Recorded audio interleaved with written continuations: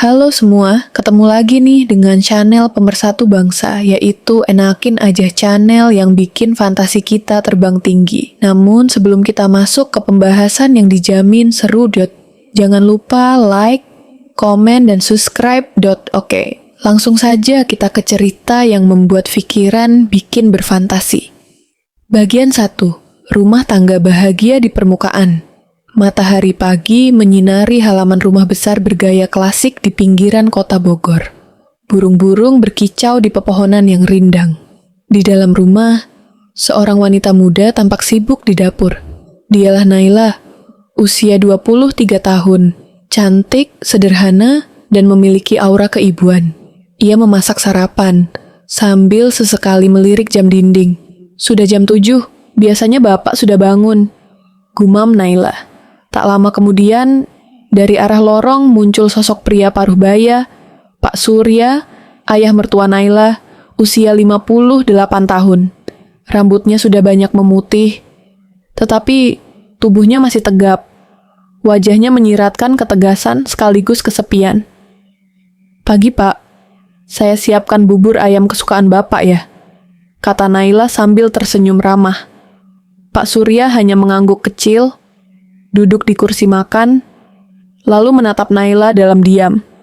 Sudah hampir setahun Naila tinggal di rumah itu. Suaminya, Rangga, anak Pak Surya, bekerja di Kalimantan dan pulang hanya sebulan sekali.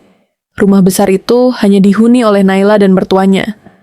Awalnya Naila sempat sungkan, tapi karena Rangga memintanya menemani sang ayah yang sudah pensiun, ia mencoba menjalani hari-hari dengan ikhlas.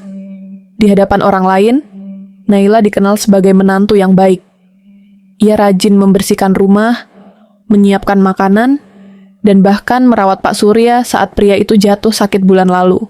Namun, di balik itu semua, tersimpan rasa sepi dan kehampaan yang kian hari kian membesar di dalam dirinya. Setiap malam, Naila duduk sendiri di kamar, memandangi layar ponsel yang hanya berisi pesan singkat dari Rangga. "Maaf, aku sibuk banget hari ini. Nanti aku telepon ya." Tapi telepon itu jarang datang. Malam demi malam, Pak Surya pun mulai sering keluar kamar dan duduk di ruang tamu. Terkadang Naila menyusulnya, membawa teh hangat dan menyalakan TV. Mereka menonton bersama. Diameter hanya suara TV yang mengisi ruangan. "Bapak suka film ini ya?" tanya Naila suatu malam. Pak Surya meliriknya dan tersenyum tipis. "Iya, dulu almarhumah istri saya juga suka." Hening. Hanya itu yang dikatakan. Tapi dalam tatapan mereka, perlahan tumbuh sesuatu yang tak pernah mereka sadari. Suatu hari, saat Naila sedang menyapu halaman, seorang tetangga, Bu Ratna, datang menghampiri. "Naila, kamu nggak takut tinggal sama mertua laki-laki terus? Suami kamu jauh. Jangan sampai orang ngomong yang enggak-enggak loh," kata Bu Ratna dengan senyum menyindir. Naila tertegun, tapi tersenyum paksa. "Saya anggap Bapak sendiri, Bu." Namun ucapan itu diam-diam menancap dalam. Sejak hari itu, Naila mulai merasa tak nyaman dengan kedekatannya bersama Pak Surya. Tapi bagaimana bisa menghindar? Mereka tinggal di bawah atap yang sama, dan setiap hari selalu ada momen kebersamaan. Suatu sore, Naila memijat bahu Pak Surya yang mengeluh pegal. Lelaki tua itu menunduk dalam-dalam. "Maaf ya Naila, Bapak suka ngerepotin," katanya lirih. Naila tersenyum. "Saya ikhlas, Pak." Tapi dalam hati Naila mulai bergetar. Ada getaran aneh dalam sentuhan itu. Dan Pak Surya pun tak lagi bisa menutupi perasaan yang selama ini dikuncinya rapat-rapat.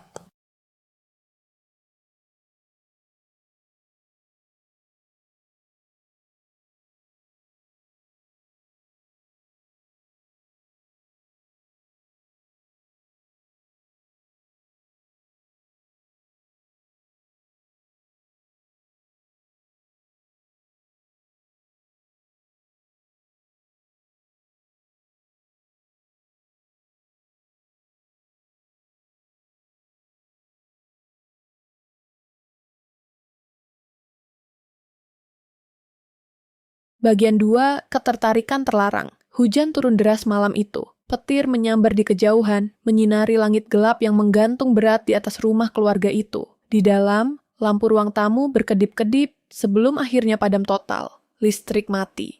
Naila terbangun dari tidurnya. Ia membuka pintu kamar, menengok keluar dengan rasa cemas. Bayangan masa kecilnya yang takut akan gelap datang menghantui. Ia berjalan menyusuri lorong, menyentuh dinding sambil memanggil pelan. "Pak Surya?" Dari balik ruang tamu, terdengar suara langkah pelan. Pak Surya muncul, membawa senter kecil. "Naila, kamu nggak apa-apa?"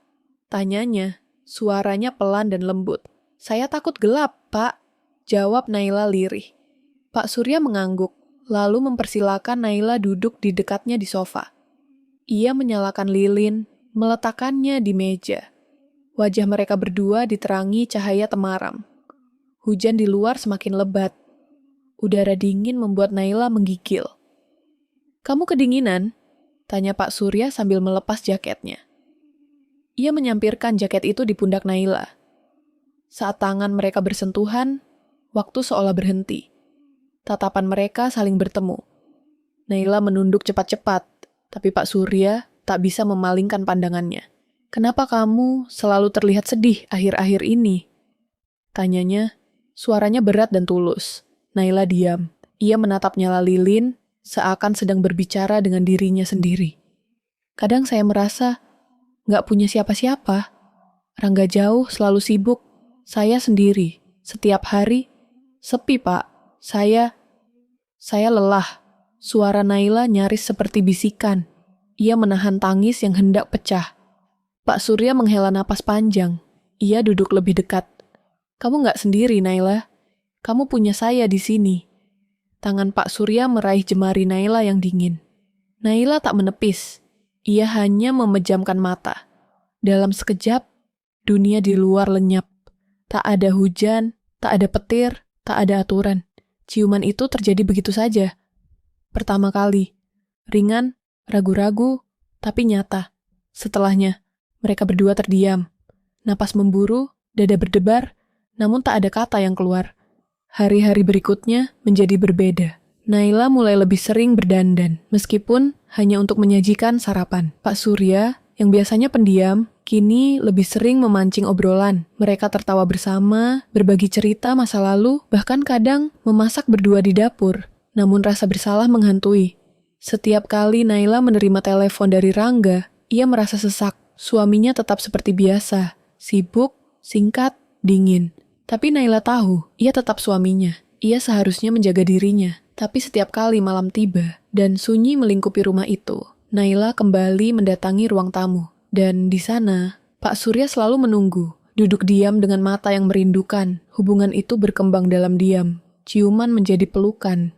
Pelukan menjadi malam-malam panjang yang tak terucap. Suatu hari, tanpa mereka sadari, seseorang memperhatikan. Bu Ratna, tetangga yang suka mengintip dari balik tirai, melihat Naila keluar dari kamar Pak Surya pukul 5 pagi. Ia tidak berkata apa-apa, belum, tapi mata dan mulutnya siap menyalakan api. Pada malam kedua, belas setelah hubungan terlarang itu dimulai, Pak Surya menatap Naila dalam-dalam. "Apa kita berdosa?" tanyanya. Suara penuh luka. Naila menatap ke arah luar jendela. Hujan turun lagi. "Saya nggak tahu, Pak. Yang saya tahu, saya nggak mau kehilangan kehangatan ini." Mereka saling berpelukan, tapi tak satu pun merasa lega. Yang ada hanya bayangan wajah Rangga, yang tak tahu apa-apa. Dan dunia yang sebentar lagi akan runtuh.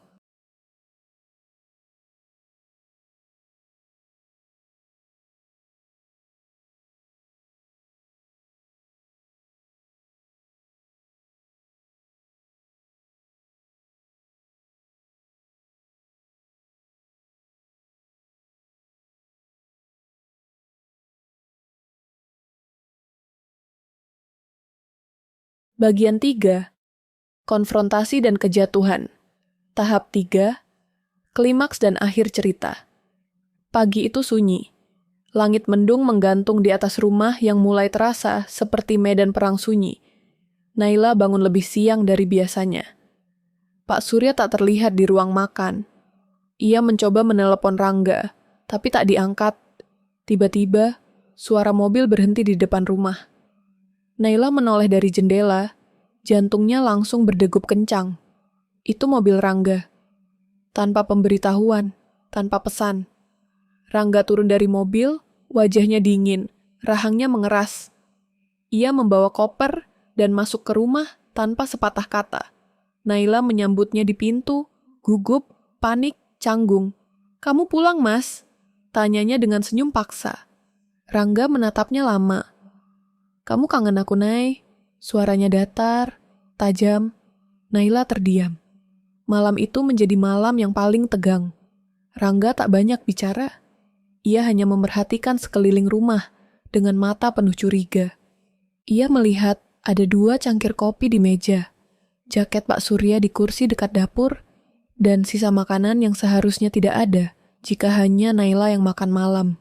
Dan malam itu, saat Naila sudah tertidur, Rangga bangun diam-diam. Ia naik ke loteng rumah dan membuka sesuatu yang sudah ia pasang 2 minggu lalu. Kamera pengawas kecil yang terhubung ke ponselnya. Ia memutar rekaman malam-malam sebelumnya. Tangannya gemetar. Tampak Naila datang ke ruang tamu. Pak Surya menyambutnya. Mereka berbicara, tertawa, lalu saling merengkuh, berciuman. Dan di video lain, Naila terlihat keluar dari kamar Pak Surya. Rambutnya acak-acakan, mengenakan daster tipis. Rangga tidak menjerit, tidak marah. Ia hanya menutup layar ponselnya, berdiri dan menatap keluar jendela dengan mata yang membara. Pagi berikutnya, Pak Surya duduk di ruang makan, membaca koran.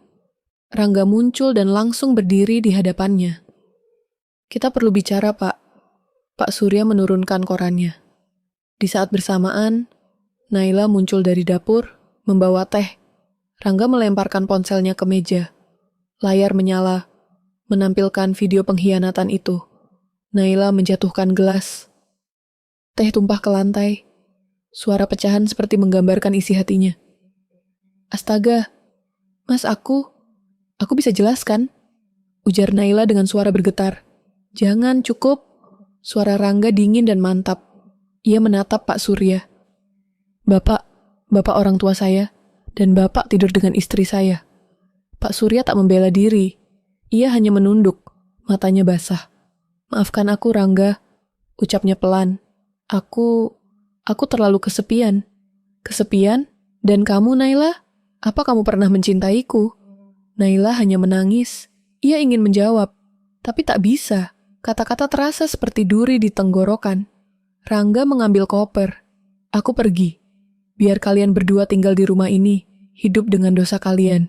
Ia keluar. Pintu dibanting keras. Hening menggantung seperti kabut. Hari-hari berikutnya, rumah itu berubah dingin. Pak Surya semakin jarang bicara. Naila lebih sering mengurung diri di kamar. Hubungan mereka perlahan membusuk. Yang tersisa hanya rasa bersalah. Suatu pagi, Naila menemukan Pak Surya tak bergerak di kursi ruang tamu.